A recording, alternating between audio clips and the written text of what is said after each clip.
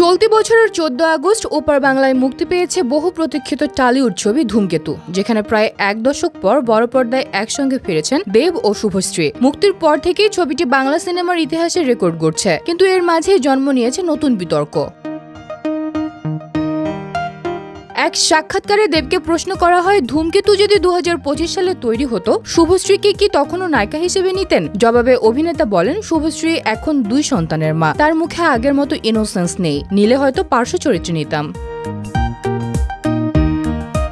এই মন্তব্যেই শুরু হয় বিতর্কের ঝড়। সম্প্রতি এক প্রতিক্রিয়ায় শুভশ্রী বলেন, একজন সেন্সিবল মানুষ কিভাবে এমন কথা বলতে পারে বুঝে উঠতে পারি না। আমি পার্শ্ব চরিত্র করতেই রাজি, আমি সন্তান করেছি, আমার কাছে চরিত্রটাই গুরুত্বপূর্ণ। কিন্তু এভাবে একজন অভিনেত্রীকে অসম্মান করা, ছবির প্রচারে পাশে থেকে এমন কথা সত্যিই দুঃখজনক।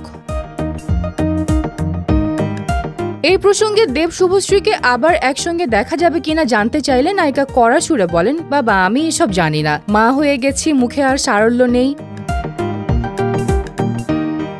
প্রসঙ্গত, একসময় পর্দার সেরা জুটি দেব শুভশ্রী বাস্তবেও ছিলেন প্রেমের সম্পর্কে, পরে মতের অমিল হওয়ায় আলাদা হয়ে যান। বিচ্ছেদের পরেও ধূমকেতুতে একসঙ্গে কাজ করাটা ছিল অনেকের কাছেই বিস্ময়ে।